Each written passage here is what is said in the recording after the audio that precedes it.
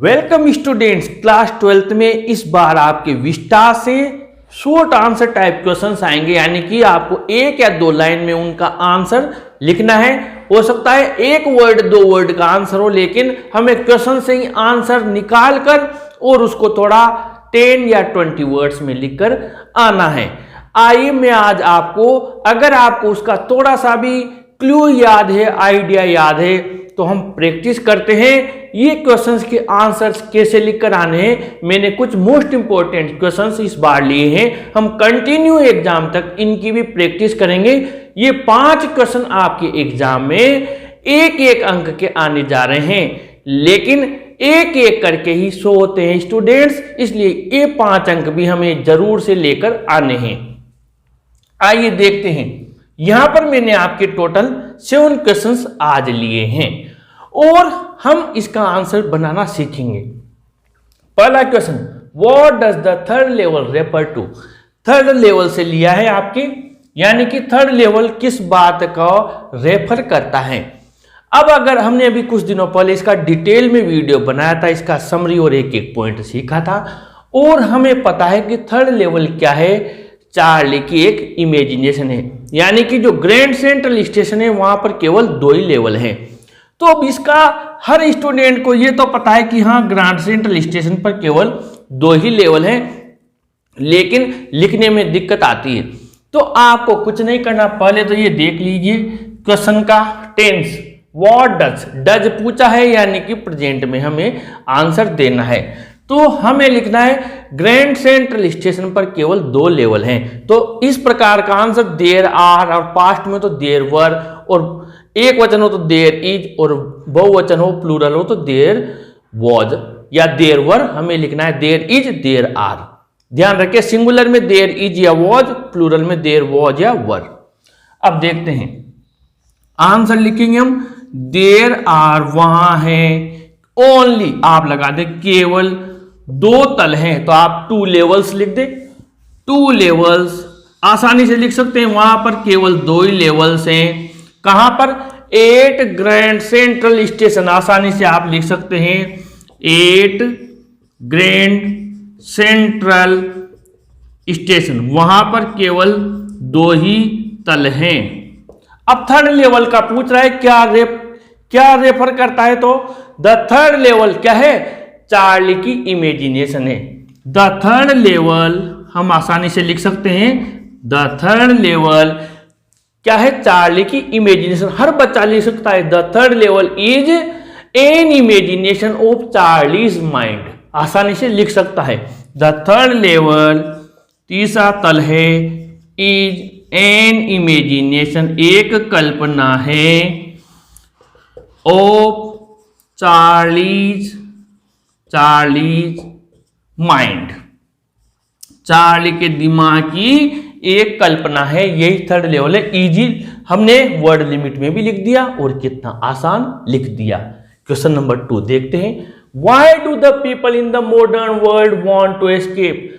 आधुनिक संसार में लोग बचकर क्यों भागना चाहते हैं। मैंने कुछ दिनों पहले इसका आपको एक शॉर्टकट तरीका भी समझाया था, और वो था कि जो सेवा करेगा वो तनाव से क्यों डरेगा। ये सूत्र दिया था मैंने इसके लिए, यानी कि से इनसिक्योरिटी, वा से वार है, और वो से है वरी, और तनाव से है स्ट्रेस, और डरेगा का है फियर। अब इसको बहुत इजी लैंग्वेज में लिख सकते हैं, कोई टेंशन की जरूरत नहीं है। यानी कि वाई डू हमने हटा दिया, द पीपल का हमने यहां लिख दिया द पीपल, बहुत इजी। प्रेजेंट सिंपल में है तो टेंशन की बिल्कुल जरूरत नहीं है। The people in the modern world want to escape, तक सीधा ऐसा का ऐसा लिखते हुए आ जाइए। The people in the modern world, in the modern world want to escape।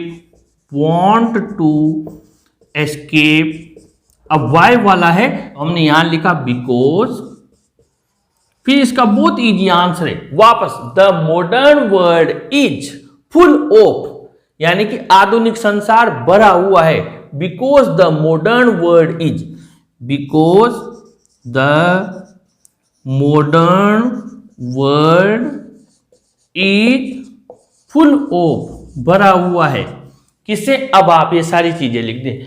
से बना इनसिक्योरिटी, हमने लिख दिया इनसिक्योरिटी। वा से हमने लिखा वार, और वो से बना वरी, हमने लिखा वरी। तनाव से है स्ट्रेस, हमने लिखा स्ट्रेस। और एंड और आपकी क्या है? फियर, और हमने लिख दिया फियर। ये हमारा कंप्लीट हो गया, इसलिए लोग इससे बचना चाहते हैं। Question number 3, why did dairy not like being with people? Dairy अन्य लोगों के साथ क्यों नहीं रहना चाहता है? यानी वाई हटाएंगे और डिड को यहां लगा देंगे, यानी इसका आंसर हम आसानी से बना देंगे डेरी और डिड नॉट लाइक, बिल्कुल इजी। डिड नॉट लाइक वैसा का वैसा है, बीइंग विद पीपल लोगों के साथ नहीं रहना चाहता है डेरी। अब वाई वाला है तो क्योंकि से बनाएंगे, क्योंकि वो सोचता है कि लोग उससे डरते हैं।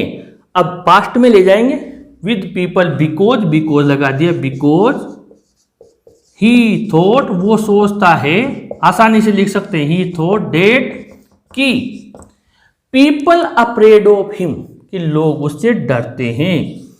पीपल अफ्रेड ऑफ हिम, लोग उससे डरते हैं, क्योंकि वो सोचता है कि लोग उससे डरते हैं। क्यों डरते हैं? ही हैड बर्न्ड फेस, उसका जला हुआ चेहरा है। ही हैड बर्न्ड फेस, उसका जला हुआ चेहरा है, इसलिए लोग उसे डरते हैं, वो ऐसा सोचता है। आसानी से आ जाएगा। अब और आगे बढ़ते हैं। क्वेश्चन नंबर आपके 4, how did the servants behave when सदाव sheltered a white man in his house? नौकरों ने कैसा व्यवहार किया जब सदाव ने एक गोरे व्यक्ति को उसके घर में शरण दे दी थी? बहुत सिंपल है। हाउ हटा दिया, डिड हटा दिया, तो पास्ट सिंपल में बदल दिया बिहेव्ड। अब उनका व्यवहार अच्छा नहीं था तो हर बच्चा लिख सकता है, और नहीं तो वेरी बैड तो लिख सकता है, यानी द सर्वेंट्स बिहेव्ड इस जगह लिख सकता है वेरी बैड। नौकरों ने बहुत बुरा व्यवहार किया।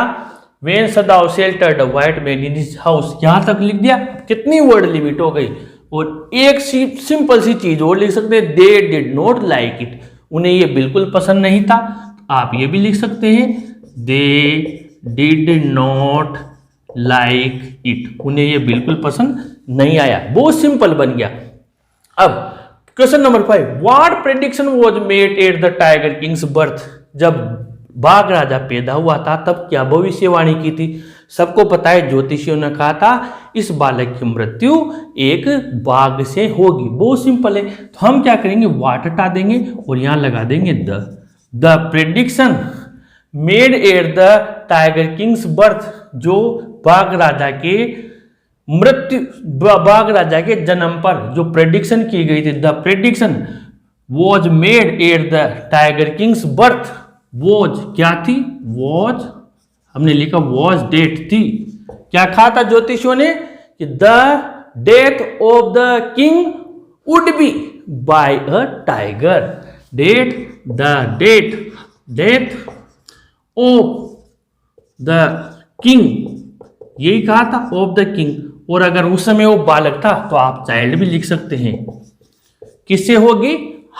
हर जो भी आपको करना ऐसा होगा उसमें आप वुड बी का यूज कर सकते हैं। Would be by a tiger, आसानी से हर बच्चा लिख सकता है इस चीज को। आगे बढ़ते हैं। Question number 6, Hana told Yumi to watch the soldier, how did Yumi react? जब हाना ने यूमी से कहा था, उसकी नौकरानी से, उस सोल्जर को वॉश करने के लिए, तब यूमी ने क्या रिएक्ट किया था? अभी हमने देखा जैसे नौकरों ने बिहेव किया था वही हाना ने बिहेव किया था। हाउ, तो Hana told Yumi to wash the soldier, how did Yumi react? तो वही बात, बिहेव्ड वेरी बैड, तो आप क्या लिखेंगे? हाना टोल्ड यूमी, तो इसके पहले आप वेन लगा दें, यानी जब आंसर लिखे तो यहां लिख दें वेन। जब Hana told Yumi to wash the soldier, जब हाना ने यूमी से सोल्जर को वॉश करने के लिए कहा, हाउ हटाएंगे और डिड हटाएंगे तो रिएक्टेड में बदल देंगे, यानी इसको हम लिख देते हैं, ये यहां पर हमने लिख दिया यूमी रिएक्टेड, और अभी हमने बिहेव्ड वेरी बैड लिखा तो यहां भी लिख दे वेरी बैड, और यहां लिखा they did not like it, तो यहां पर आप लिख सकते हैं सी डिड नॉट, अभी वो महिला है तो आप लिख दे सी डिड नॉट लाइक इट, उसे ये पसंद नहीं आया। और ज्यादा अच्छा लिखना चाहे तो ये लिखे उसने मना कर दिया, सी रिफ्यूज्ड टू डू इट, ऐसा करने से उसने मना कर दिया और अच्छा हो जाएगा। अब how much money did the tiger king pay to the British jewellers for rings, कितने रुपए दिए थे बाघ राजा ने, हर आदमी को याद है जिसे भी स्टोरी पता है 3 लाख रुपए में उसने अपना साम्राज्य बचाया था। तो ये हाउ मच मनी है और डिड है, तो आपको पता है डिड हटाएंगे तो पे को हम पेड में बदल देंगे, यानी पास्ट सिंपल में बदल देंगे। ये हमने लिखा द टाइगर किंग पेड, और इस जगह आप लिख देंगे 3 लाख रुपीज, बस इतना सा लिखना है 3 लाख रुपीज, यानी the tiger king paid 3 lakh rupees the British jewellers for rings. ये आपका आंसर कंप्लीट हो गया। तो ये हमने आज 7 क्वेश्चंस आपके लिए हैं, और अगर आपको थोड़ा सा भी, इसीलिए मैं कहता हूं कि जब आपको हम चैप्टर समझाते हैं तो कम से कम उसे ध्यान से सुने, क्योंकि अगर उसका हमें हिंदी ट्रांसलेशन भी ध्यान है तो टूटा फूटा ही सही आप आंसर तो लिख कर आ जाएंगे, नंबर तो आपके 1 में से पूरा 1 ही आएगा। अगर ये वीडियो अच्छा लगा हो तो अपने फ्रेंड्स को जरूर शेयर करें, जरूर लाइक करें और अपने चैनल को जरूर सब्सक्राइब करें। Students, thank you.